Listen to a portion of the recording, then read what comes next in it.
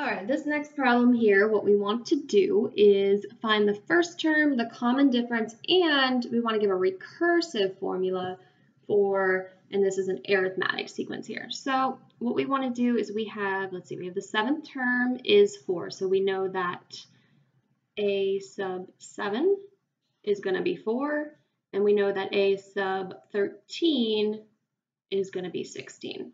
Okay, so we want to set up a system of equations here so that we can find our first term and common difference. So we have our arithmetic sequence formula.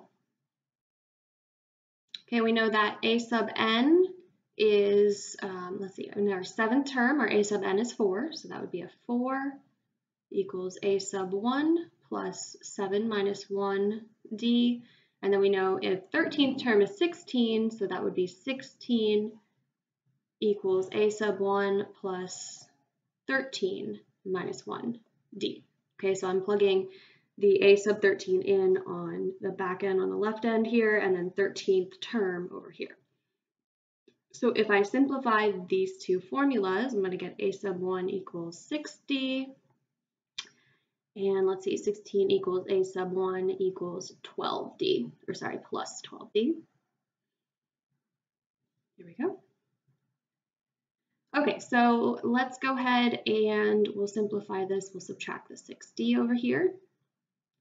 So we have 4 minus 6d equals a sub 1. So we'll plug that in for a sub 1.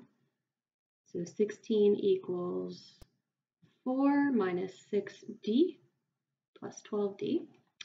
All right, so negative 6d plus 12d is a positive 6d, so this is 4 plus 6d, and let's go ahead and solve. So we'll subtract the 4 here. We'll get 16 minus 4 is 12 equals 6d.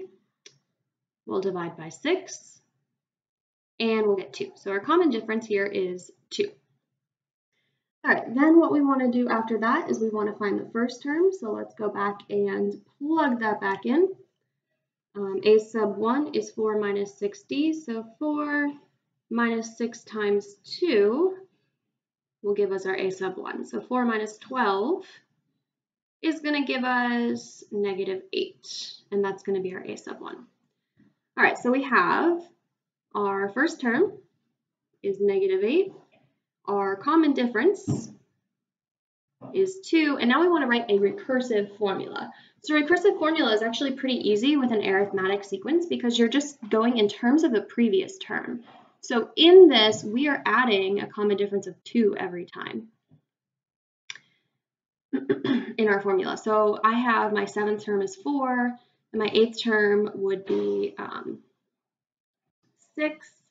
And I'd keep going. Or from there, we'd go negative 8, we'd add 2, negative 6, negative 4, negative 2, 0, etc.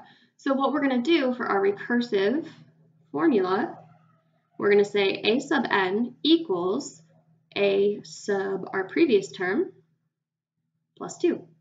So it's just the previous term, and we indicate the previous term by going a sub n minus 1, and then add 2.